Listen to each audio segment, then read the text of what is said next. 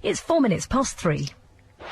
You're listening to London's radio station. Danny Baker on BBC London 94.9. Weekday afternoons from 3.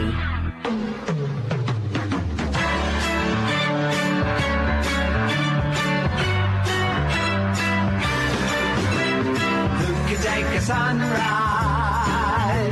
sprinkle it with dew, cover it in chocolate and a miracle or two. The Candyman, the Candyman, the Candyman can, the Candyman can, 'cause he mixes it with love and makes the world taste good. Who can take a rainbow, wrap it in a sigh, soak it in the sun and make a strawberry lemon pie. The Candyman, the Candyman, the Candyman can, the Candyman can, 'cause he mixes it with love and makes the world taste good. The Candyman makes everything he makes satisfying and delicious. Talk about your childhood wishes, you can even eat the dishes. You take tomorrow. So, Amy LeMay, tell me, where were we? I seem to have lost the thread of where we were. Separate the sorrow and collect up all the cream. The Candyman, the Candyman. How was your summer, dear? More to the point, how was your weekend, dear? He mixes it with love and makes the world taste good. The Candyman, I always said you were a scandal. I promise you, Amy, that's going to remain between us. Off-air conversations. The terrible thing about doing this spot, launching straight into it, is the fact that no longer can listeners access the off-air conversations by pressing the red buttons on the remote controls. No, they've taken away that particular facility. So we're safe. Well, you know, I had a pre-show literally had a pre-show cocktail. You're safe as long as... the Candyman. Well, good afternoon, everyone. English as tuppence and changing, yet changeless as canal water. Armoured feet, nestling in green nowhere, mist have a shambling, feudal still, Opsimath and Eremite. The BBC kind of non-identified spot programme, but anyway. I must thank the efforts as we came in. I mean, the mounting goat's still at the helm, which is, that means all's well with the world. And a little welcoming party in there. People have been, you know, the phrase king across the water line can sound hubristic, particularly when used by oneself. Yes. But I'd like to say that when I came in and everyone's out there now and they've got a band going for us and everything, and the great thing about this one, we can do stuff like this. That's the thing, you see. We can literally just pick it to the people outside. So we're going to go on with this. I made you a little something, Dan. Oh, bless you, heart. There, okay, bless you. Give us that over here. It's some form of cake. Let me try the mini discs, see if they are working. They weren't when I last left the studio. Yes, they were. Listen to that. It's almost like old times again. Listen to that. Yes, thank you, Amy LeMay. Presented it off the air to me. Anyway, good afternoon, everybody. I'll have to get used to doing that, won't I? This morning went well, I understand. Yeah. Were you listening to Jono? Started bright and early this morning. Since I gave up doing the breakfast show here, one of the great joys is getting out of bed about 10 minutes before I came on the air this afternoon. And so I didn't actually hear the full thing, but I understand he was a little late. He was, and actually... Sly old dog, he knows how to get a headline, doesn't he? Yeah, well, Balin was there waiting for him. I remember Balin. That's right, Balin. You know, he was holding one of those cards that said Mr. Coleman on it with like a little peaked cap outside of. And has anybody seen the coverage yet? Have we had any coverage yet? Has anyone seen that? The Evening Standard's got something about I hid in the outback on the front, and I actually thought that was a reference to it. I really did. I thought that was what it was, but apparently no. We're waiting. So how does it feel to be back, Dan? Pretty good.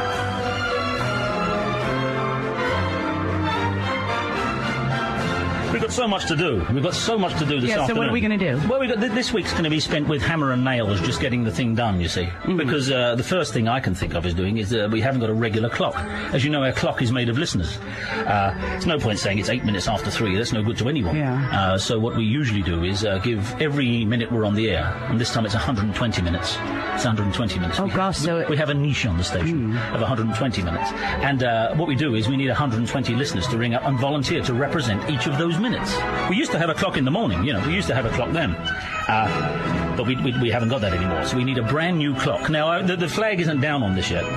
The flag isn't down on the show. So does that... self-regarding emails. Emails, something like, you make me want to live again. That sort of thing.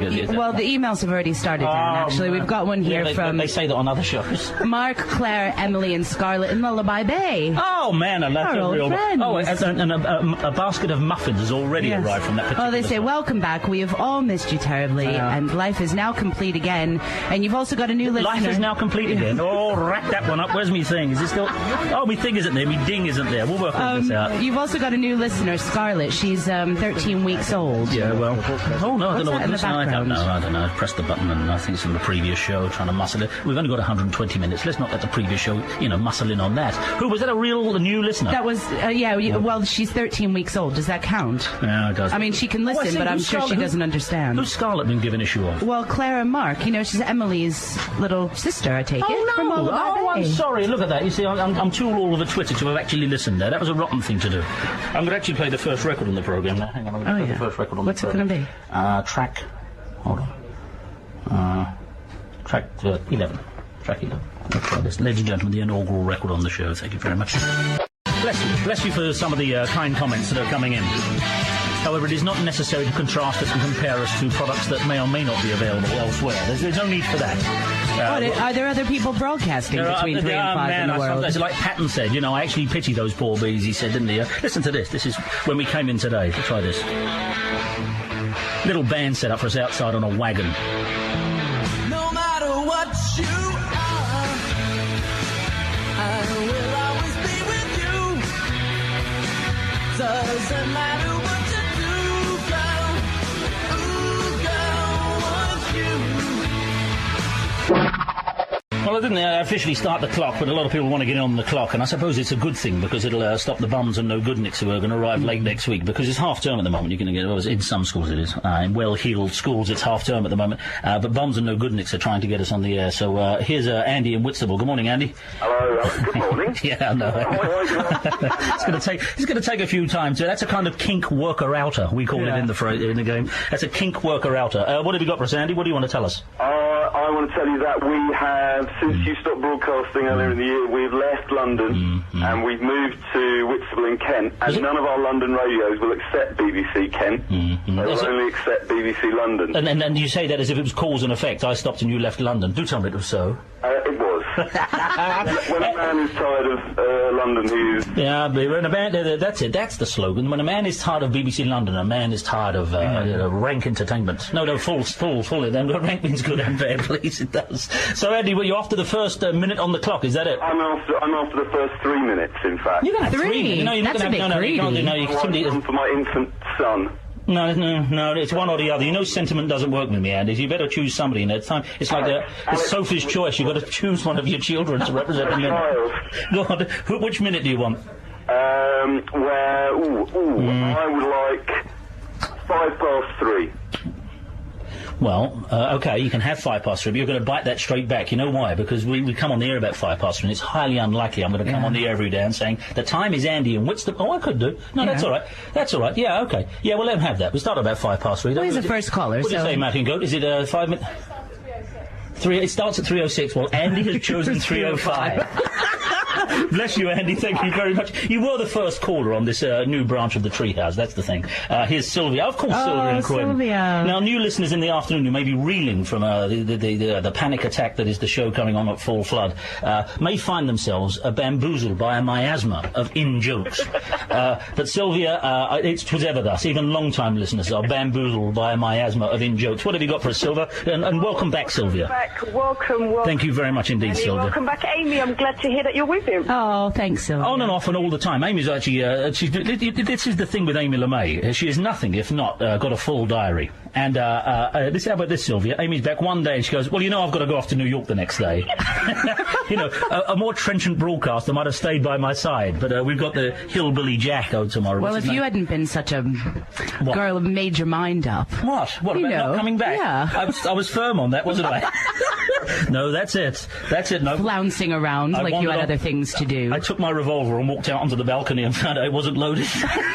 Anyway, Sylvia, what can we do for you? What have you got? I would like a time check. Okay. Yeah, I would also like to find out, you know, the Platinum Club and the Copper Committee. Oh, man, don't throw us into that already. We're going to start from scratch, because I never got to get on any of those lists. Let me just say, for people who don't know what any of this nonsense may or may not be, and it is nonsense, actually, it's great truth. We've got an information pack. If you call the regular phone number here, which is 0207 224 2000, and ask for Julia and ask for the information pack, it takes a couple of weeks, but it brings you up to speed. That's the sort of thing you do. Vanessa Phelps was telling me that she won a spelling bee over the weekend, which she did very well. Yeah, but I think it's an ignoble thing for a grown woman to crow about. And she told me, Sylvia, that she had a book about the size of the Gutenberg Bible to learn, but that pales in significance to volumes 1, 2 and 3 of the in-jokes and highways and byways of this programme. And also, will the Grand Wazir still be in his position, or will I'm afraid that we've fallen out with the Grand Wazir. Really? We've fallen out with the Grand Wazir, yeah. Did I miss that? Yeah, we found out he was also some kind of prince on the Steve Wright show. Really? He's got titles on most programmes. It's a rotten thing. Now, Sylvia raises a good point. Are we starting from a clean slate? Julia says yes, but how can we throw away tradition? What is this, year zero? Who are you, Pol Pot? I call you Pol Pot, not Mountain Goat. What do you think, Sylvia? Should we start again?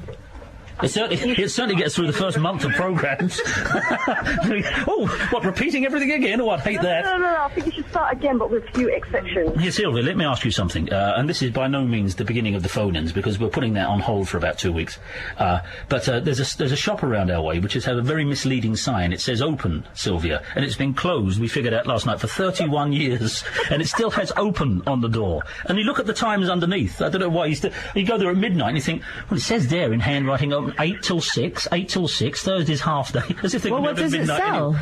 It sells wool and things, but it's got a misleading sign. So, Sylvia, thank you for kicking me into our first phone-in, Misleading Signs of London, because this shop says open, and it's not been open for 31 years. Now, if there's a keep left sign on the right-hand side of the road or whatever it is, we're going to do those as well, Sylvia. Anyway, bless you. Welcome back. Not that you've been here. Did Sylvia get a time check?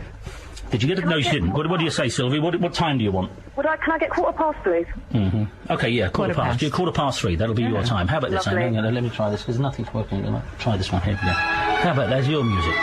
We're dusting off everything as we go on this morning. If you want requests, keep them to yourselves, because I've brought in a big box of records that I haven't even consulted yet.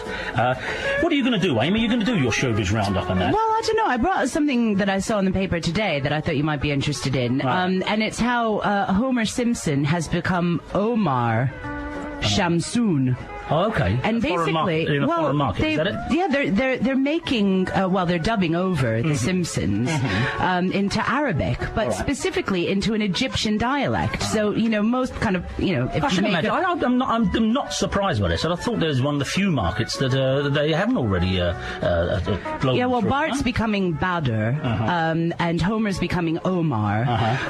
But of course, there's a few things that like Homer does that are a bit tricky. Like he likes his beer, and he eats pork sausages. Well, yesterday's one on The Simpsons was all about Catholicism. Now, I'm thinking, playing in markets like this, it was all about, and The Simpsons decided to take off the gloves again after some time with them on. And last night's brand new episode was all about Catholicism. Oh, yeah. Yeah, and I only saw one bit of it when Homer is informed by Marge. We don't want Bart to be a Catholic. They only eat fish on Fridays. They're not allowed to eat meat on Fridays. What? They don't eat meat. What do they eat? Light bulbs? What do they eat? Light bulbs. Catholics eat light bulbs on Fridays. Well, Here's Keithy Baby. Thank you very much. Here's Keithy Baby in St Albans. What have you got for us, Keithy? Welcome back, Keith. Good morning, Keith. Good morning, Keith. Hello, Dan. How are we? We can hear. Keith. But my inaugural shows are always shambolic. So what do you want to tell us, Keith? Well, I was just going to say welcome back, as ever. We've had to get through the months by forming a support group in a church basement. And then talking yourselves down. That's very nice of you, Keith. Talking ourselves down. But generally, you've been away. What have you done? What have I done? That may be the dullest question I've ever asked. I have to make space to put records on these days. Yeah, go on, Keith, what have you done? No, we've had a good summer, had a nice time, done lots of interesting bits and pieces, but really just laying in wait, ready for the gleaming lights streaming through the autumnal leaves. Well, I'll tell you what you can do, Keith. You can tell... we're going to thin out some of these sound effects we had from the morning breakfast show. Tell us if you still think these ones should stay, right? Okay? Okay, Keith, here we go. Should this one stay? Hold on. This is the wig in the wind. This is a wig being caught in the wind. Definitely, we definitely need the supersonic syrup staying. Oh, he hasn't got these tearing off down the street there. No, that one's going to have to go. Let's try a couple of others, Keith. What about this? Going back in time. How about this, Keith? Going back in time. Keep that one, Keith. Should that stay for going back in time? Yeah, not so sure. Though. I think you need the British Rail one, the old London Transport remix. I'll do that. And one last one for you to run past you, Keith. How about David Beckham getting hit in the head with a football boot kicked by his manager, Alex Ferguson? That's this one. We're going to keep that one. What do you think? That's all. I think we can keep that one. Can I be 3:45? Yeah, you can be 4:45, Keith. We should. That's when the news is on, Keith. You're never going to get mentioned. What you got? A few emails coming through. Joe in Chelsea says, "Afternoon, Candyman. Welcome back. What a long wait." He says the at's on the side of his head. That's very nice of people. And Julian says, "Backety back. Once a master, always a master." Danny Kelly's influence is greater than we all suspect, isn't it? Yeah. What else? Let's see who else. David in SE25 says, "Welcome back to y'all. Hope everything's been well. You got those silly movie writing notions out of your system and will now concentrate entertaining us, the public, who matter." Well, let other people be the judge of that. Thank you very much. And I've got to tell you this worst thing, and I am not just saying this because it's appetite for coming back to the worst thing in the world. I told you, Alex, didn't I? Yep. I told my friend over there, let's put it that way, Alex Armitage, about this before I came on the air. Yeah, well, what is it? I'll tell you in a second. Yeah, but it is so bad. He beating me with the carrot, man. I told when it happened, Wen said, "I can't help with this one. It's just too awful." Good morning, Claire. Good evening, Claire. And somewhere in the middle of those, we have the truth. Hello, Claire. How are you? I'm fine, thank you. How are you? All good, nothing bad. Thank you for your basket of muffins, which, of course, as soon as I came gorgeous. in, there was even about 8 or 9 left by the time I got here, Claire. So this time we've got through. Anything you can tell us about Claire? This is Claire in Lullaby Bay, by the way. If you don't know where Lullaby Bay is, it's what do you agree it is? It's Notting Hill, isn't it, Claire? Ladbroke Grove. Ladbroke Grove. Okay. Claire, you've had a baby, haven't you? We've got another little girl, Scarlett, Emily named her. Mm-hmm. Good. Wonderful. And how much did the baby weigh? She was 6'11". Wait, you let your daughter name your child? Well, I had no choice. We had 2 names. If it was a girl, Scarlett, and if it was a boy, Charlie. Mm-hmm. Scarlett was one of the names in the frame. I am soon to be an uncle again. And I always like doing my joke, Claire, when someone in the family tells me, one of the nieces tell me they're pregnant. You see, there's a lot of us. I always say, a boy or a girl? They say, well, we don't know. And I always say, well, let me know as soon as you can, because I want to know if I'm an uncle or an aunt. And now that's always worth doing. And on behalf... Do you want me to be the godfather, Claire? How about if I was the godfather of the baby? Of course, no, we're going to have you and Amy. I can't. Oh, there it is. Look at that. Oh, I do that, do I? I'm sorry, Claire. I keep fiddling with the buttons here, and you're on one of them, so I'm sorry, Claire. How about if I was the godfather of the baby? Well, of course. We thought that was taken for red. Mm-hmm. Okay, my agent's here. We will consult the diary and get back to you on that particular one. Now, I'm going to tell you what we're phoning in for on the other side of this, because we are going to start the regular portion of the show. Now, we've all settled down, had a little skylark and a little giggle. Turn off your mind, relax and float downstream. Good PM. Good afternoon, everybody. Amy LeMay, by the way, over here, and I presume everyone knows who Amy LeMay is, and of course Amy LeMay is on the other side of it. Well, it's a pleasure to be back with you, Dan. Jade, really if it were Jade at the H, that's how it should be. Yeah. I've got Balin here tomorrow. It was, there's not a patch on you, so we'll see how that pans out tomorrow. Yeah. But otherwise, you got... Well, he was Jono's chauffeur this morning. Yes, he's done a bit of that in that little ruckus this morning. I'll tell you what we're going to do now. We're going to start giving away the minutes. And this show's going to be here for years. So instead of saying like it's coming up to 3:30, which it is, we can say it's coming up to Amy in Lewisham, whoever you want to be. 0207 224 2000. Getting the tongue around the phone number again. 0207 224 2000. For the next hour and a half, just give us your name. We'll give you a minute, and from now on, I'll be able to say the time is, Amy in Lewisham. We'll be right back. Here we go. How do I do this? You better do this because I don't know how this works. That's it. What I'm on. 94.9 FM, BBC London. And with the news headlines, I'm Lisa O'Sullivan. Pepper Sparks, BBC. Well, Pep, what was that? Well, meeting you again. Yeah, I know. You can even put in the shade some of these Arrivis turning up and trying to grab the limelight today. How long have you and I, Pep, known each other? How long it must be since that last Beatles record, I should think. Could you, halfway through that, you seem to swallow something hard and jagged. Are you overcome with emotion? It was my tooth, my teeth problem. Yeah, what was it? It was, the old upper plate, still not done. The Wrigley's, they've taken something out of their gum because nobody's upper plate holds anymore. I'm a moth-eaten old tiger, Thank you know very that. much indeed, Pip. Great to hear from you. Try this.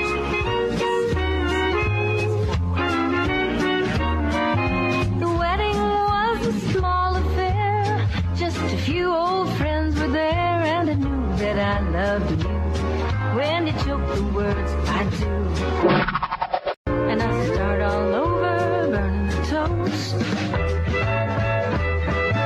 I start all over, burning the toast for you.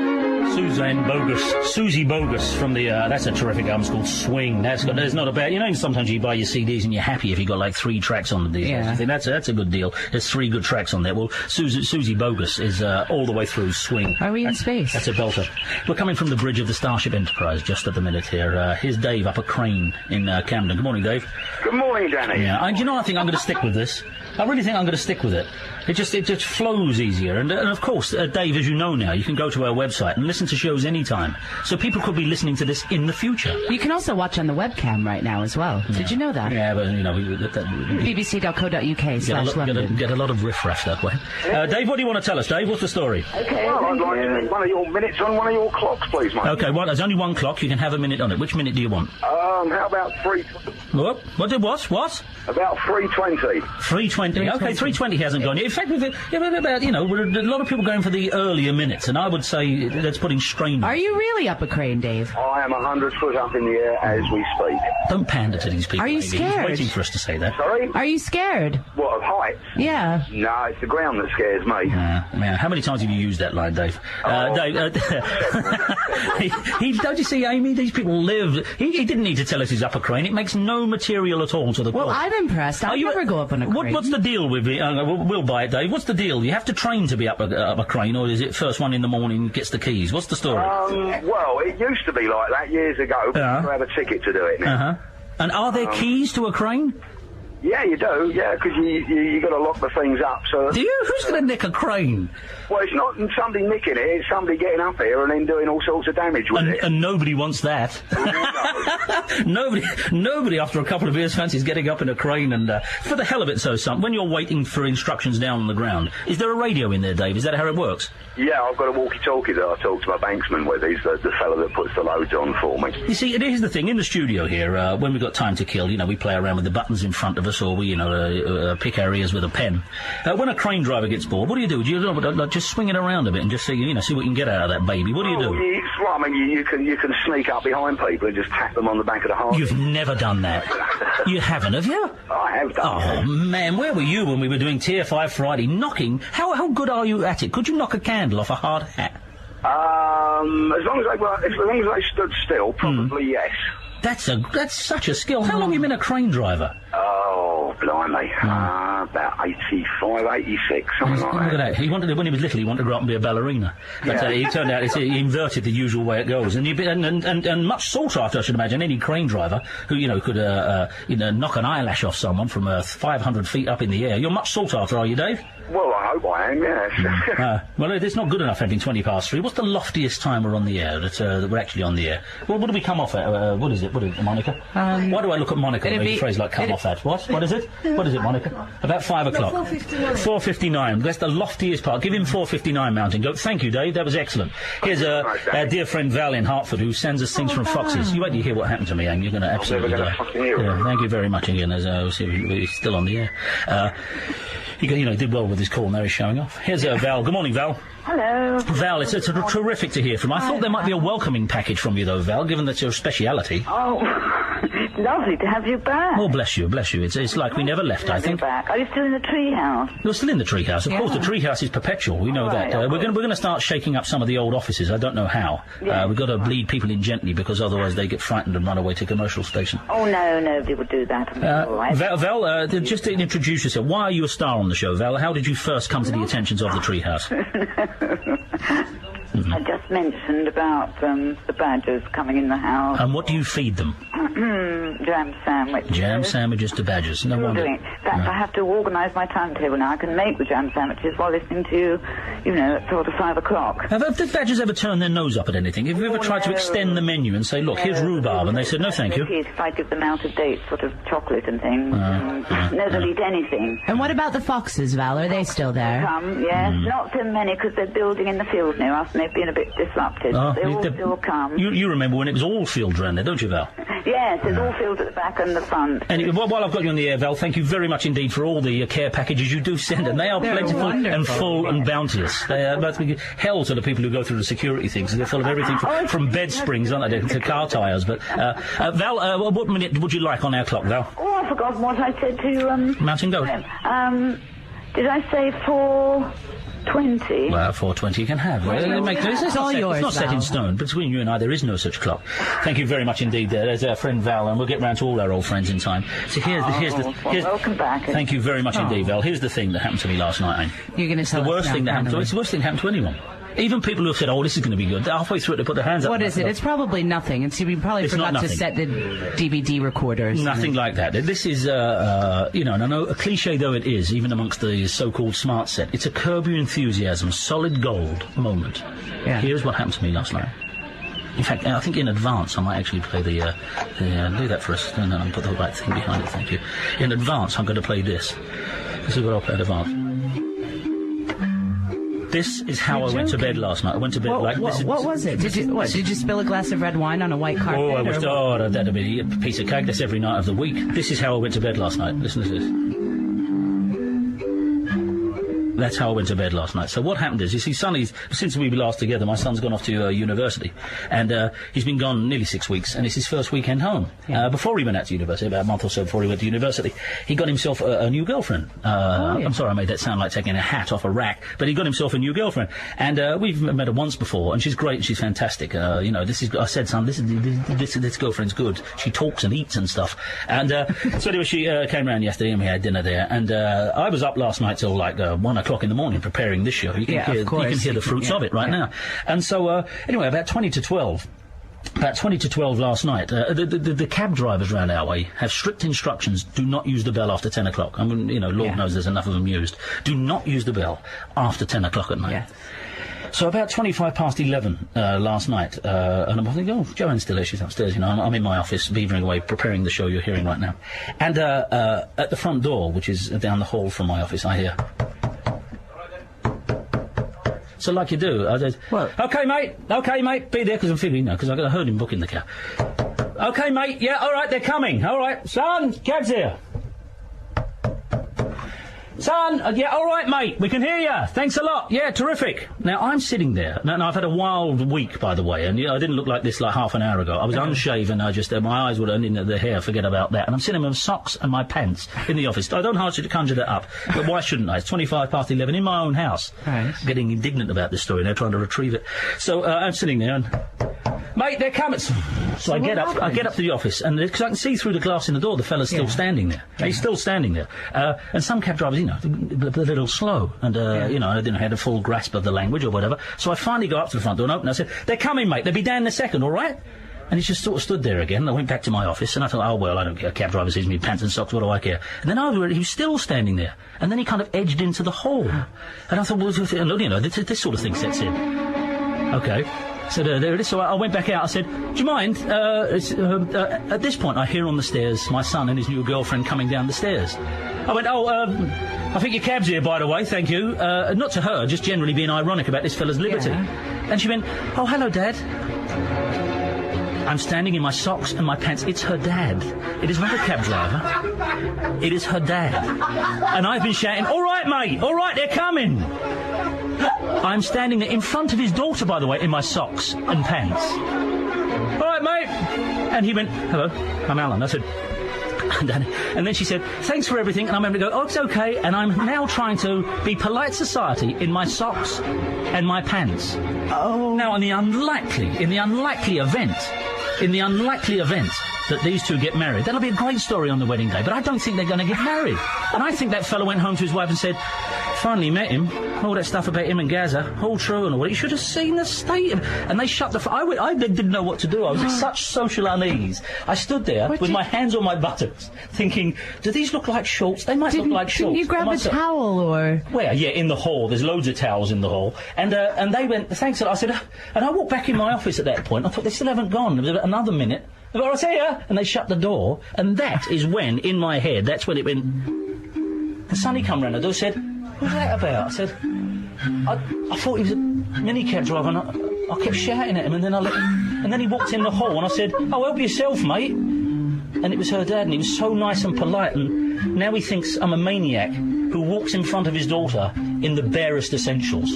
In the barest essentials. Actually happened last night. So I went upstairs and said, what was all that noise? I met Joe's dad. Not like that, I hope. I said, yeah. She said, oh, you didn't. Ring him up. I said, I can't ring him up and say, excuse, I'm so sorry about that. It was awkward enough anyway. I don't know. Sonny went, oh, it was all right. I said, no, it wasn't. It was all right. Come on, everyone. Is that the first time you met him? That's of course. Otherwise, he'd have said, blimey, then put some trousers on. We'd never met. That's why I thought he was a minicab driver. I had no idea who the fellow was. None. Russian blue. 0207 224 2000. That may be the worst Meet the Parents we've got. We want to hear about misleading signs. And do you want a minute on our clock? 0207 224 2000. Man, do I love the Donovan.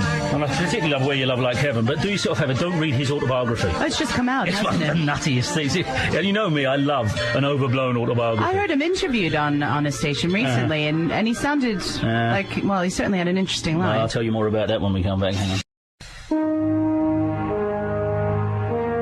And so the mighty city awakes once more. The Kraken wakes.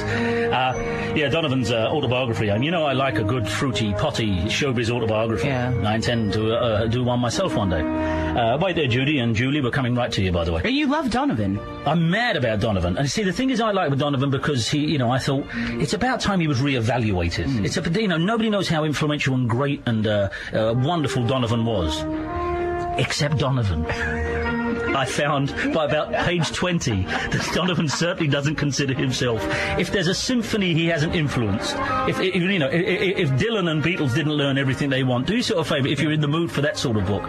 But I was so crushed to find out that, my championing of Donovan lagged some miles behind Donovan's own opinion of himself. Oh, man! Absolutely. Makes some of the egos around here look like a lot of fuss about nothing there. Here's Judy in Addleston. Good morning, Judy. Hello, good morning. I intend to say good morning for quite a while, and I promise you it's not a recorded programme because the time is already Judy in Addleston.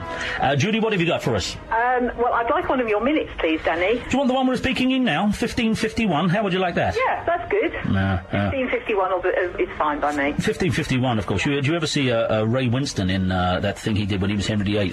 Yes. Oh, man. It's like fantastic. England must have an heir. I demand an heir for England. 1551 already. It's Judy and Addleston.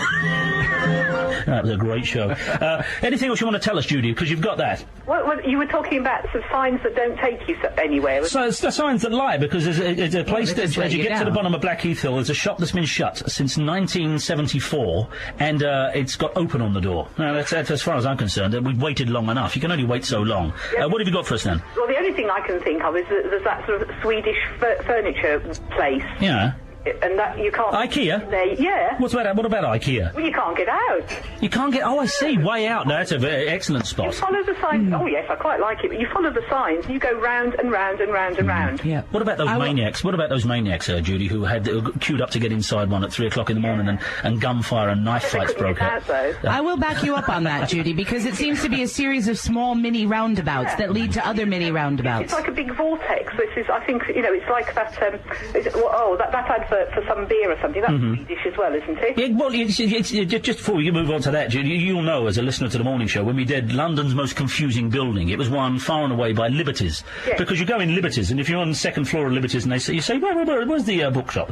You go through there, and then you can't get out again. Liberties is on several floors, all on the same floor. It's the most... It's like sort of Narnia without the... Bless you. There it is. Exactly. See if you can be the first recipient. Oh, no, that's still going on. Let me do this while we're here. Hang on. While you're the first recipient of... You're listening... No! Oh, that ain't it. Where's me dong? I'm after me dong, and it's not there, but Monica leans over me every time I make a mistake, so I maybe do them on purpose. Thank you. Judy, what else was you going to tell us there before we disappear? Were you talking something about... I'm sorry, I missed the beginning of the show because I... You missed the beginning of the show? Well, I'm glad you waited 4 months and then had a kip through the grand return. Unfortunately. Were you saying about mothers-in-law or something like that, families and... Did you hear what happened to me the other night? No. Well, Sonny's got this new girlfriend. Oh, no. What? Well, it's worse. It's the thing with beauty is a joy forever. It's a terrific... You thought her dad was the taxi driver? In my socks and my pants. and shouting at him. Never met the fella before. Wonderful fella, you know, I'm sure we've got years and years of great relations, but my opening gambit to him was, all right, mate, they're coming! All right, mate! That's all I've done. So I did. I'm going to have to move on to Julie there because we've got a bit of a logjam there. Hi, Dan. Judy, call us tomorrow and give us that. That'll set us off on another path. Hi. Thank you very much. There it is. Julie! Good morning. How are you, Julie? You're in Camden. Julie. Hey, welcome back. Can you see any cranes around you, Julie? Any what? Cranes. Any cranes? I've got loads of cranes. That fella who's called before said he's up a crane in Camden, and you're in Loads of Camden. cranes, I've got building work, I've got new pavements. Oh, bless you. Well done. Well done. I'm not sure where that takes us as kind of redundant intimacy for Julie a moment. wants a minute. OK, what do you want, Julie? Which minute are you after? Can I have 1650? Why 1650? I just like those numbers. Yeah, that's pretty good. That's pretty. You can certainly have 1650. And from now on, she can't have it. Oh, mountain goat out there. It's taken. Straight into. I've forgotten the waxer that is mountain goat straight into one side of the head. No, she can't. We'll find you a minute. You can't have 1650 if you wonder if you. Have you got another choice, Julie? You can have 1651. You can have 1649. That's lovely, I like it. I said two of them there, Julie. Which one? Sorry, 1649. 1649 is yours, and we'll work out what happens in 1649 for you. Every day now at 1649, the time will be Julie in Camden. And people who missed, Englishmen now abed shall think themselves accursed that they won't know the time from now on. What's the matter? Hey, Dan, have we still got our old email address, by the way? Margaret.Rutherford@bbc.co.uk. Margaret.Rutherford@bbc.co.uk. If you understand. And what the hell have you been doing over the past few months, by the way? I've written an open magnum opus. Or 8 of them. Or 8 of them, yes. Unfortunately, I've been creating my masterpiece. Have you? Yes, and up to yesterday, I was still up in the attic going, damn you, damn you, damn you, and flicking paint all over it. Yeah, it's in a state. And when are we going to be able to see it? I think where are we now? We're on Friday. I'm going to film it all week, and we'll do it on Friday. Listen, at 4 o'clock, is it 4 o'clock? What time is it now? It's 5 to 3, 5 to 4. After 4 o'clock, we're Glenn Tilbrook, his good friend. I thought it was... Chris Difford will be with us. If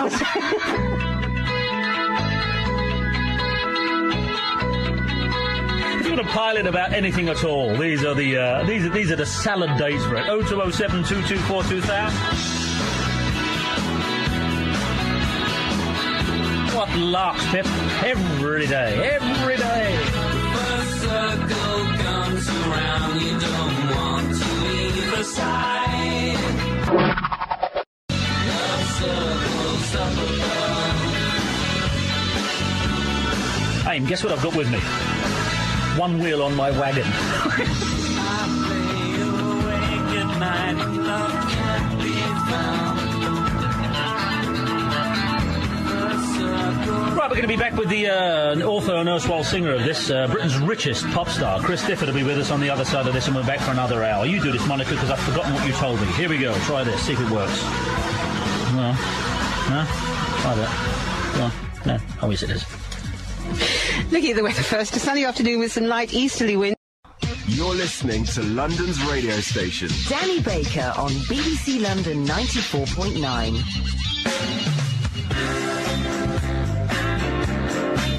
DJ of the year, don't look at me like that. They're giving you some funky jingle. It's like... It's Alexander O'Neill. Lately, baby, I'm a different man with one thing on my mind.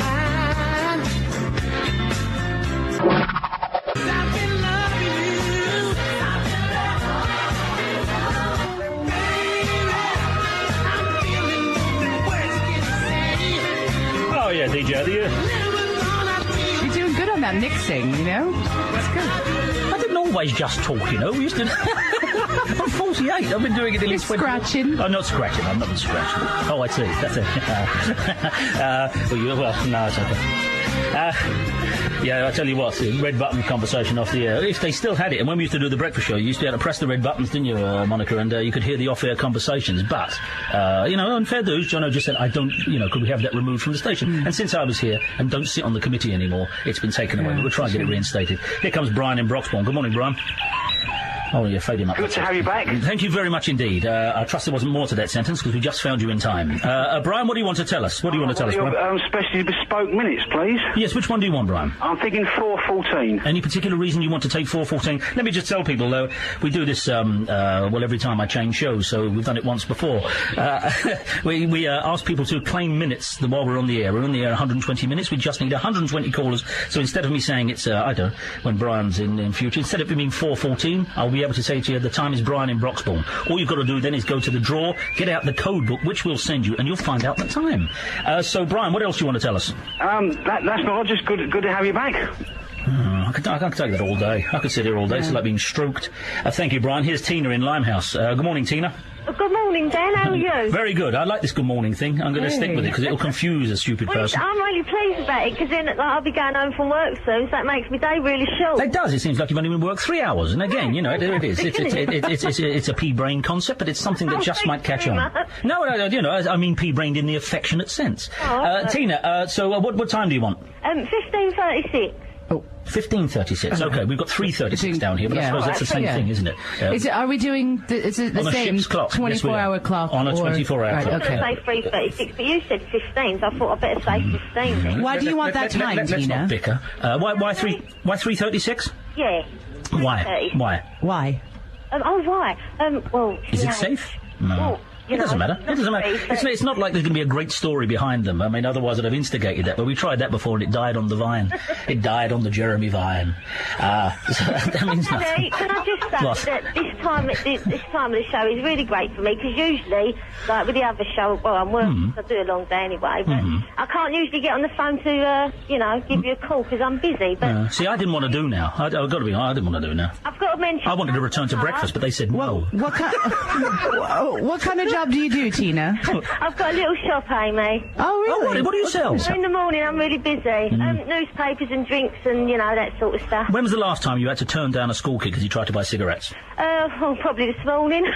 Have you ever actually... They come up in their school uniform. To your knowledge, have you ever sold, have you ever sold cigarettes to a school kid, to your knowledge? No, because that's my pet hate, so I wouldn't... Me and you both. Me and you both. You've earned 3:36 by that piece of law and order there. Can I just say hello to my husband, Mark? No. We'll take the time away from you. I'm soft on my first one, but I'm not having that. I'm not having that. Thank you very much, Tina. Chris Difford's been sitting outside, and we'll get Chris in during this because this is XTC, who I always think is the band Squeeze could have been.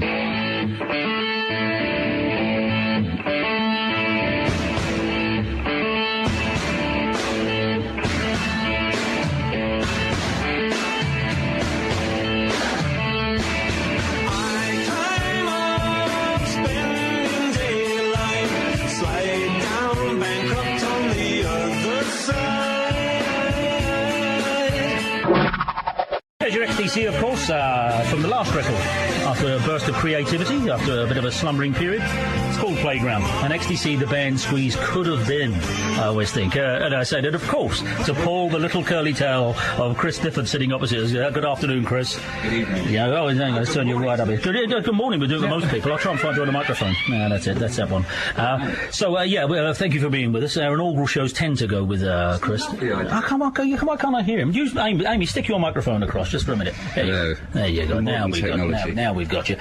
Yes, thank you for being with us this afternoon. You said in an email to us, because I'd like to say I have a booker of guests, but I usually have to go around with sandwich balls in Lewisham. But I got in touch with Chris, who's good enough to be with us. And you said you've just come back from Los Angeles. You said Los Angeles was good, like we'd all understand. You've been in LA? No, I was asking you if you'd just come back from Los Angeles. Oh. How was it? you see what a glossy web we weave, us people in the media. So you've just been down in Brighton, which is where I now live. And I've been in Blackheath, so no change. So we've actually been nowhere. Well, except I've moved twice. I moved down to the marina, which is awful, and then I moved back along the coast right into the centre of town, which is Isn't great. Brighton chock full of hideous people who just turned out of the Groucho Club? Isn't that what Brighton's like these days? Well, there's a wing of those, but there's also a wing of really nice people too. And which wing do you fancy yourself in? Well, I fancy all the wings myself. I like a wing of them all. And then speak to an XTC there. They make an album about every 20 years, but you're not prolific, to say the least. But when you do, as you know, and I've got nothing but admiration for I Didn't Get Where I Am. How close are you to putting another record out?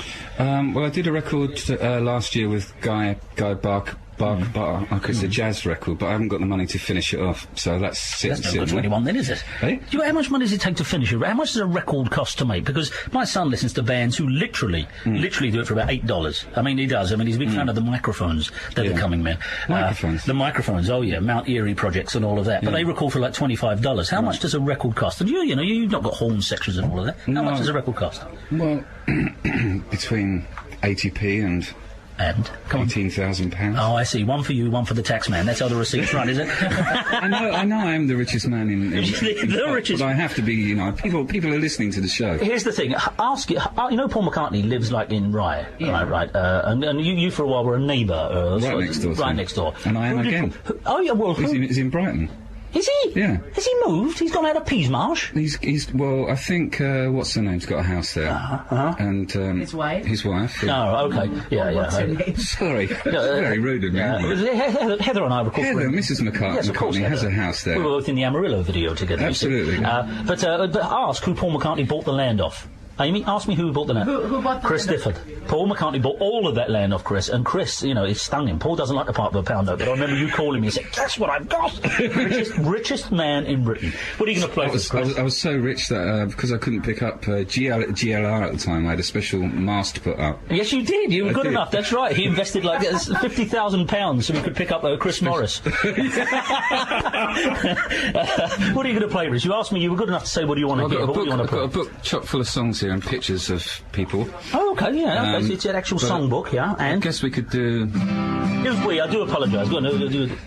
Miss Story Jack Jackson here, who's going to sing with me. Can you? Is your mic going? Did you hear? Yes, it is. It is. Did you hear what happened to me last night? What happened to you last night? Man, I tell you, on the other side of this. Did you have your clothes on or off? I had my pants and socks on, and I'll tell you off the air. I said it in the first hour of the show, and it's just you know, and I believe by the end of the day I'm going to tell it once or twice more. I'm stopping usually just going by the door saying, "Do you what happened to me last night? What you playing?" Cowboys Are My Weakness. Man alive! Look, I've got the record set up if you like. Have you? I really have, though. I really have. Listen. You play the live version of it. That seems to be the best thing to do. Go on. Cowboys are my weakness. I act all weak and coy. My heart has a flutter, words start to stutter. I'm crazy for the boy in his Cadillac. By the diner steps, cowboys are my weakness. They go straight to my head. Cowboys are my weakness, but I still crack the whip. I do the cleaning, they do the dreaming. They can't give me the slip, and I wear the hats. When they listen to me, cowboys are my weakness. There's no safe place to be. Run free, run wild. When my fingernails get filed, I will tell him of his sweetness. Cowboys are my weakness. Run high, run low. When you've got no place to go, I will tell him of his sweetness. Cowboys are my weakness. They go straight to my head. Cowboys are my weakness, but I'm the one who's strong. I do the thinking, they do the drinking. That's how they carry on. And I love to dance, and I love to love. Cowboys are my weakness. That's why life's really tough. Run free, run wild. When my fingernails get filed, I will tell him of his sweetness. But cowboys are my weakness. They go straight to my head. Cowboys in the kitchen, cowboys in their chaps. Cowboys never listen when they're in their cowboy hats. In their Cadillacs never listen 'cause they're cowboys. Nibble home beds. Cowboys are my weakness. They go straight to my head. Run free, run wild. when my fingernails get filed. I will tell him of his sweetness. Cowboys are my weakness. Run high, run low. When you've got no place to go, I will tell him of his sweetness. Cowboys are my weakness. They go straight to my head. I'm playing applause for you all through there because, and I did have that queued up because it is the Star Trek from the best album made in at least the last 10 years. And people think, oh, come on, Baker, enough of the old oil. But I've got it print over there. Word magazine. Soaking in oil. Word magazine said to us, what is the best album of the last 10 years? They've asked everyone to do it. And that was it. And I said, it's a terrible thing because we've known each other 30 years down near close. But it really is. And of course, it's stopping me making my second album because I'm thinking, is Danny going to like this or not? No, I'm very effusive of it, but I must say, if anyone hasn't got a copy of I Didn't Get Where I Am, and look, mine's a complimentary copy number 25, then it is without. I think it is. I just think it is song after song and hit after hit. Oh, lovely. You know, I could have done your part with all great respect. I'm giving my fingernails get filed. You should have sung along. Oh, give me it over. You play the guitar, and I'll sing it for you, just to show you I know this. Here we go. Right, so you tell me Run when free, run wild. When my fingernails get Oh, there it is. I know all the backing vocals of all of this. I do. I mean, uncanny. Indoors, I know. Perhaps you better stick with him. But it is a magnificent piece. Have you got some kind of? I mean, I don't believe in writer's block. That's my agent laughing over there. I don't believe in it. But do you get intimidated if you've done something? And I did think that was just a terrific album. You think I've got to do that again now? No, I've been very fortunate so far. I don't have that kind of block. But it's just finding the actual time, you know. What's the quickest hit you ever wrote? I mean, when you think back on the others, what's the quickest one? Well, I guess Up the Junction or Label with Love was pretty quick to write, but then... What's that? How long's that? Just putting pen down and finishing it, yeah. Without stopping? Without stopping, but I don't know how long it took Glenn to write the music for it, because I wasn't around for that. But. See, because on here there's the one that the Squeeze recorded, which is, of course, Electric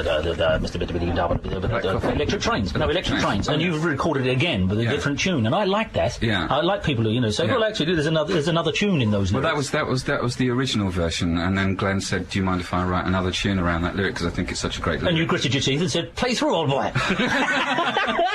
Sing us what you have. Sing us what you have. All right, so we're going to do another song, or we're going to give us what you're saying. Well, yeah, no, I was just going to say you've got loads of live gigs coming up, don't you? Oh, are you? Yeah, now I live in Brighton. I've got a club down. What do you keep saying that for? What? It doesn't endear yourself to the local audience at all. No, it doesn't. No. Well, Brighton's only just down the track, of course. I suppose so. Yeah. It's gay old Brighton, as we like. It is, indeed it is. So this is a series of nightclubs that you're running, isn't that right? Yeah, and there's based around songwriting. Tonight we've got Boo Hewardine. Oh, have you? Yeah, I think it's great. Uh-huh. Next week, William Topley. How's your friend Elton John?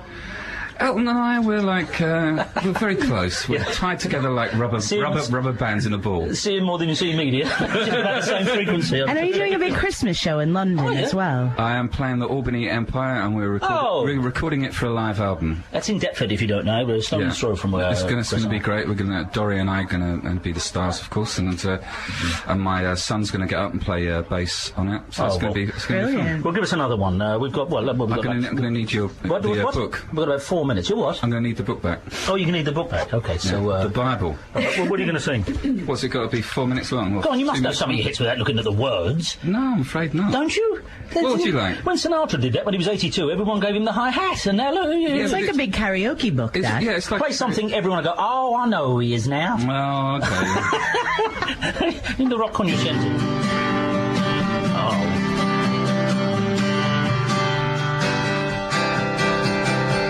I never thought it would happen with me and a girl from Clapham out on a windy common. That night I ain't forgotten when she dealt out the rations with some or other passion. I said, you are related. Perhaps she said, I may be. We moved into a basement with thoughts of our engagement. We stayed in by the telly, although the room was smelly. We spent our time just kissing, the railway arms were missing. But love had got us hooked up, and all our time it took up. I got a a job with Stanley. He said I'd come in handy. He started me on Monday, so I had a bath on Sunday. I worked 11 hours and bought the girl some flowers. She said she'd seen a doctor and nothing now could stop her. I worked all through the winter, the weather brass and bitter. I put away a tenner each week to make her better. And when the time was ready, we had to sell the telly. Late evenings by the fire, with little kicks inside her. This morning at 4:50, I took her rather nifty down to an incubator. 30 minutes later, she gave birth to a daughter. Within a year of Walker, she looked just like her mother. If there could be another. And now she's 2 years older. Her mother's with a soldier. She left me when out drinking became a proper stinging. The devil came and took me from Barnett Street to Bookie. No more nights by the telly, no more nights snappy smelling. Alone here in the kitchen, I feel there's something missing. I beg for some forgiveness, but begging's not my business. And she won't write a letter, although I always tell her. And so it's my assumption, ready up the junction. Junction, baby, now. Oh, well done, my friend. I don't know how many times you've had to sing that, but nobody could ever tire of hearing it. Oh, thank you. No, man alive. And Chris Difford, as I say, the album, which is, Chris hasn't come here to do that, it's because he's a, an all-round good egg, of which are a good egg, a big egg. Big round head. Why does everybody call me Big Head, as Bernard Breslau used to say? I didn't get where I am. Never mind the Squeeze's greatest hits. They sold enough of that. That album needs to sell and sell and sell. It's worth it. What do you got there, Amy, mate? Yeah, well, you can check out Chris at the Sussex Arts Club. This is part of the songwriting club nights that you're running. Set of 4 weekly club nights. First one is tonight. It is in Brighton. And if you want more information, you can phone this number. It's 0122 73 778 020. And tickets are £4. That's the Sussex Art Club tonight. And tickets are also on sale now for Chris's next London gig, the big Christmas show at the Albany in Deptford, the old Albany Empire. Wednesday, the 21st of December. And is it right? It's being filmed for DVD. And yep, for a DVD. Yeah. Called whatever it's called. Yeah. Well, tickets are £12, and you can check out thealbany.org.uk. It's called what? Tarkus, I think we'll call it. The live album. One of us had to say something like that before the show. Thank you both very much indeed. Always a pleasure. And you know that any time you're passing the door of the show, the floor is yours. Chris Difford, everyone. We'll be right back. There you go. Thanks, mate. 94.9 FM. BBC London. Appealing for a possible witness to come forward. As police are hunting the killers of a gay bar manager on Clapham Common are appealing for a possible witness to come forward. You're listening to London's radio station. Coming to a cinema near you. Yeah, whatever. No, really, coming to a cinema near you. Yeah, and I bet your next line goes something like, "It was a time for heroes." It was a time for hit. Oh, all right then. The Times BFI 49th London Film Festival starts this Wednesday. And with BBC London, it really is coming to a cinema near you. Where to, Governor? Oh, Mile End, Dalston, Croydon, Finchley, Greenwich and Brentford. One man's journey hidden everything. Oh, do me a favour. For more details of films showing near you in this year's London Film Festival, go to bbc.co.uk/London. London's Film Festival on London's radio station. Hold on, who's doing the voiceovers round here? Me or her? BBC London 94.9. Stay there, Becky. Be right back with you. This is Chris Montez. Oh, yeah. Day by day, I'm falling more in love with you. Day by day, day by day.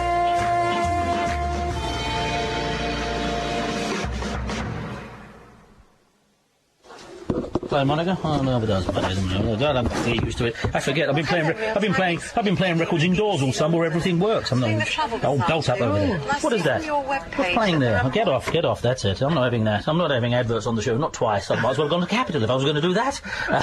Good afternoon, everyone. We're nearly done. I mean, man, it's 20 to... What is it, 4 or 5? 20 to 5, isn't it?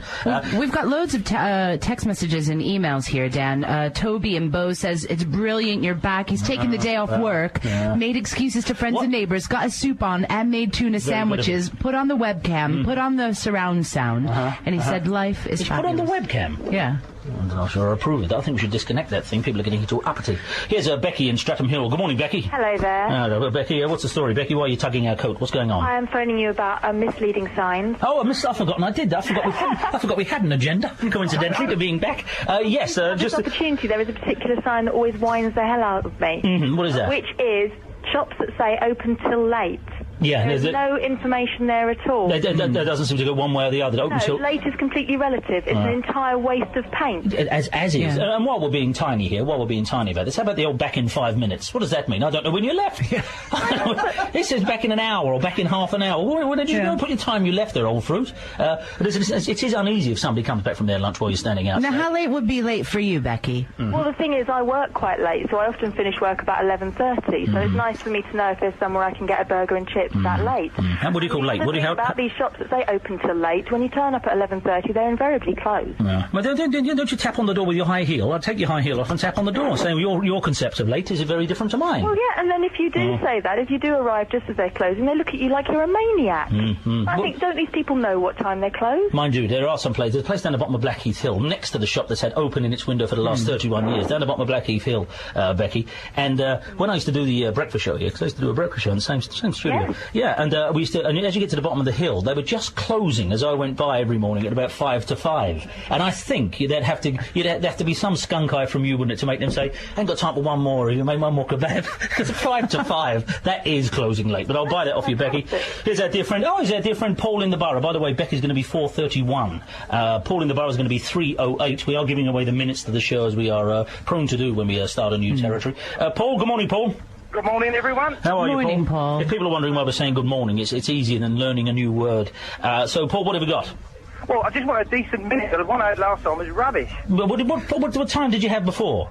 6:16, I think it was travel. Never got read out. No, I suppose so, and that is going to be the problem, because we've got travel coming up in a minute, and anyone who's taken her around sort of 4:45 is never going to get read out. What do you want this time, Paul? He's got it, I think. That's 3:08, that'll do me. Yeah, 3:08. Anything else you want to tell us, Paul? How's the summer been? Oh, fantastic. I'm no longer Paul in the Borough, by the way. Who are you? Well, I don't know. I suppose I'm Paul from Bexley Heath. We moved nearer to the school. I can't get used to that. There's too many things being thrown at me. That's Paul in the Borough. Thank you very much indeed, Paul. That's Paul in the Borough. What you got there? Yeah, well, emails. This one from Woodstock, Dan. Yeah, of course. In Vermont. Genuine good morning, Danny. Is it really from Woodstock in Vermont, or do you think it's just someone who's renamed Peckham Woodstock? I don't know. Well, it's Dora and David, and they said, Dan, if you thought that maybe you weren't doing a breakfast show anymore, you are actually in Vermont. There is that, because they're 5 hours behind. Yeah, we're broadcasting into the past. They wear stovepipe hats. Like Andy and Whitstable, they've relocated since you left the breakfast show, and they're now listening to us in North America. That is extraordinary of them to do that. What about John Gaunt, since we left? What about Gaunty, Oh, all of that only lasted 3 weeks, and then give him the bullet. That's it, because apparently the show was more about John's situation than the wider agenda of BBC Wolverhampton and Norwich or whatever it was. Is that what? Yes, that was what they put up there. Yes, he got a week out of it, 3 weeks out of it, and then I tuned in one morning between 9 and 10. He wasn't there anymore. Although I did hear him one morning, John Gaunt, and this is a matter of record. I don't know, on thin ice here. He said to somebody who's obviously married to a French woman, one of his people. You know what this is like, Monica? Did you hear about this? He said, Monica used to work with John Gaunt, didn't you? Yeah. He said to one of them one morning when nothing much was going on, he said, what do you know about it anyway? You're French. You a Nazi? You married to a Nazi? Was she a collaborator? Oh, man alive! He asked whether this man who's married to a French woman was married to a collaborator. A Nazi, he said. I've got to say, whatever your feelings about the old horse, he was pretty listenable. He never went quite that far with you, did he? Although I might mention you were Romanian once or twice. What's there, Amy? Loads more text messages. Ahoy, hoy, Candy Gang. Do you still have the recording of the woman with 2 voices, says Cyril? Yes, of course. She was on earlier on. We should do it live. Hiya, Danny. Hi, Amy. So good to hear you again. Our lives have been much the poorer without you. Back to radio at its best. Mark off the Isle of Grain. Oh, of course. What business have you on Grain, sir? If you're unaware of these tortuous in-jokes and, as I say, feeding on oneself, we do eat ourselves as a show. You're going to have to get used to it because we enjoy doing it. Yes. What else, Libby in Croydon says, welcome back, Baker Man. Can I have a minute? 4:32 is good for me. Well, it's yours, I think so, Libby. We'll check on that one. Yeah. And what else? Oh, we've got this from Mary in Tower Hill. Records these days. She says, can it get any better? Danny, Amy, Mountain Goat, and Chris Difford will be skating at Somerset House for Christmas again at this rate. The Christmas shows. I'm already looking forward. Here's a special message for Platinum Club members. 1, 82, 9, 82, yellow. Well, another 15 minutes and we're done then. Talk about twinkling of an eye and all of that. But, what's that say? Monica's give me a piece of paper. And turn the music on. Let's go out and about to see what's happening on the roads. Yeah? 94.9 FM. This is Now if I can hear it. The weather, sunny afternoon with light easterly winds. It's all right. And now we're joined by Kath Landry. Well, I've slipped into studio. Hello. Yeah, Kath, who, I hate to say this, but she was the warm-up act for Mountain Goat. Before there was Mountain Goat, Kath flailed around for months. She got away with it for months before Mountain Goat came along in the early days of the event. I remember. And Kath and Alex used to sit out there laughing dirtily and smoking like chimneys, and sometimes even paying attention to the show. Yes, sometimes. Sometimes paying attention to the show. And why are we here? Why have you moved in there, Kath? Because drive time. Hello. Of course you do the show. How absolutely gorgeous. You do the show that follows this. May I say welcome to the afternoons, Danny. What a breath of fresh air and a lot of self-regarding nonsense. Let's see how it pans out, shall we? Yes, okay. Let's not get too comfortable. Has 4:57 gone? Yeah, all of them. They're not going to mooch in on the times, by the way. 4:57's gone. You can't. It's all for listeners. You guys, okay. Tell us what's happening on your flat track. Well, we're going to be talking about this. It's well known that the saying that the family who eats together stays together. So we're going to be talking about whether modern families. I knew you'd do this to me. I said to Eddie. No, this is great. I love it. I tried to push him in there. Listening, I'm hanging on it. Okay. The family that eats together stays together. Yes, so we want to know: do people eat around the table with their families anymore? Yes, they do. Yes, the man alive. I had to push the table away a full foot at the end of yesterday's meal. I'm not joking. If everyone wants to assassinate me, get down the Borough Market. A full foot. When said, I used to push that away about 6 inches. Now you pushed it away a full foot from the table yesterday. If that top button had give away, it put somebody's eye out. I was saying, what I say to my agents over there, and I said, you've got to come round because I now on Sundays I'm like Ray Winston in the latter stages of Henry VIII. What else are you doing? Well, lots of other subjects, but I want to lead on the fact that you met your son's girlfriend's dad you listening in your pants and socks. Yes, I did. And then there's an absolute... And the fact you thought he was the minicab driver.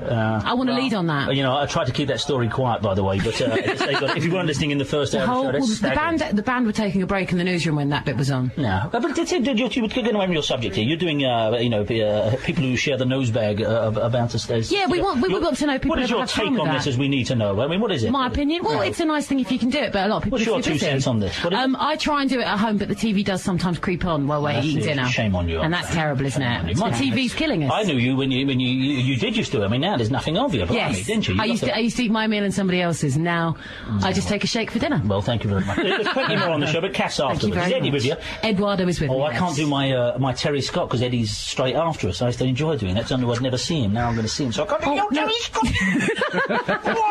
He loves it. No, he loves it. You carry on. All right. We've got the full second hour of minutes now allocated. In the first hour, listen to this. We're giving away minutes. We don't have to take time. Have we given them all away? Pretty much, yeah. Except the first hour, just 3:37 and 3:42 remain. If you want to call us right now, 0207 224 2000 and say I'll have 3:37 or 3:42. Those on our website, those minutes will have your names next to them. You claim them. Amy LeMay, tell us something. Yeah, no, I've got a couple of recommendations for this evening. First of all, have you been watching More 4, Dan? Man, it's got more. Do you know they were good enough to ask if I want to schedule an evening in the upcoming New Year? It's a great channel. I have not been able to turn it off since it started broadcasting last week. And tonight, Capturing the Freedmans is on. I'm on yes, a documentary that you have championed, Dan, and the kind of real-life story of the breakdown of a family in a really difficult way. There's a lot of child molestation in it. Let's not be coy here, so it's buyer beware, but what a powerful piece of work. Well, it is on at 9 o'clock, so it's not one that I'd say, sit down with the kids to watch. But I highly recommend more for. I think the scheduling's been great.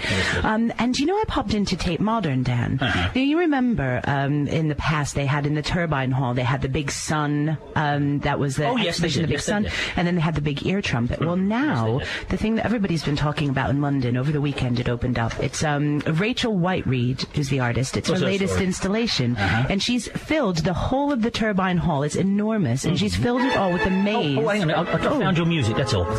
It's, is that what you've been faffing around? I've been faffing around a bit, because I thought, your music that you always used to say. So thank you. The minutes have now all gone, please, so pipe down out there. We're giving away something else tomorrow. Go on. Well, Rachel Whiteread has filled Tate Modern with a maze of white boxes, and she's sort of piled them up. So it's kind of like, it's that's a good thing. If you're, imagine yourself in a big warehouse full of huge boxes that are stacked up on each other. And now I'm not recommending that you do this, but you just want to go up to them and just kick them and watch them all fall down. Do it? Well, no. I'm saying don't do that. There's please. your interactive art. It's all very well. Had the BBC put that together, they'd have asked people to come and kick it along by, voting on it. But it's all very well piling up boxes. Any fool can do that. But it's asking the public to come and kick them over. It does look like you're in. Well, they're all white, so it kind of looks like giant cubes of sugar, or like you're an Eskimo surrounded by igloos. I mean, it's quite a strange experience. It's a good thing. But it's free, and you can pop down to Tate Modern anytime you like. Open tonight? Yeah. It's open. Well, open late at the weekends, Friday night and Saturday night, certainly. Okay. So those are my two recommendations. Of course, we're not in the mornings anymore. We used to do about 20 minutes. Time is at a premium now, isn't it? Yes, it is. But we've got loads of minutes that have been given away, and I've got a list in front of me From now on, here's some radio right here, reading out the list of names. That's always good. 1623 is Kitty in Penge. Kitty in Penge walked home from a party in Penge once. 1628 is Damien in Bethnal Green. From now on, when I say it's that's like those time checks I give out. Nikki in North Cheam. That's going to be 1637. Oh, well, Eddie in Walthamstow has 1546, and Maria in Peckham is 1555. James in Ealing is 1511. Well, I don't know if I like this 24-hour clock. No, it's very good. This is good, the 1511, because, as I say, the way it works now, if in future I say the time is coming up to Colin in Hanworth, people can then go to the brochures which you can apply online for and get them out over the next 3 or 4 months, and you go to the bottom drawer and you can get it out wherever you keep it, and you say Colin in Hanworth, and we're trying to do it alphabetically, and when you get down to Colin in Hanworth, it'll tell you it's 1652. So that's the way it's going to work. That's how it'll work after. Oh, and we're giving out people's home phone numbers next to it as well. But do you approve of the 24-hour clock, or do you prefer the other old-fashioned? You don't care? No, I don't. Unless he's a guest in the upcoming weeks, in which case it's an absolute masterpiece. Dan, I just noticed somebody who's listening, because they're on this list of all the minutes that have been taken away. Who's listening? Now, Neil in Deptford has 1534, and Tina in Limehouse has 1536. But do you know who has 1535? Go on. Her Majesty the Queen. Ladies and gentlemen. Oh, that's all right, because should we play her song then? As we mentioned it again, we'll do it. Ladies and gentlemen, the Queen of England. Always think of this as the Queen's song. As she comes into a room, this must just come out of her hat or something. Is she taking her Rice Krispies out of her little Tupperware box? Remember, we asked about conversations you've had with not just the Queen, but leading members of the House of Windsor. And a fella said she went around his office while they all stood with their hands behind their back, and then she looked over at the photocopier and went, "Photocopier." And 2 or 3 men leapt forward and went, "Very pertinent of you, ma'am. How very up to the times ma'am is." And she carried on, yes. It is indeed. Incredible you should know that. Yes, it is. She said, "Photocopier." Here's Len in Brentwood, because otherwise we wouldn't be through the first show. Good morning, Len. Good morning, Dan. Thank you very much indeed, Len. For we was touch and go there for a while, Len. We don't know if we had you or not. So, Len, what have you got? No, just saying up to say, play that funky music, white boy. Welcome back, all that. Thank you very much indeed. And to alert you to my change of identity. Go on. I'm now the Dip, as in thief, in Wickford. The Dip? Well, we'll find out more about this tomorrow. If you think Len is an incorrigible old bore, then you're only 80% right. 20% of his stuff is superb. And we're all done. We're out of time. Here, Len, why don't you just say, well, that's the end of that show. We'll be back tomorrow at 3. That's the end of that show. We'll be back tomorrow at 3. And at any time you like. Let's hear everyone. Kath's next, and Eddie. Looking at the weather first tonight, it's going to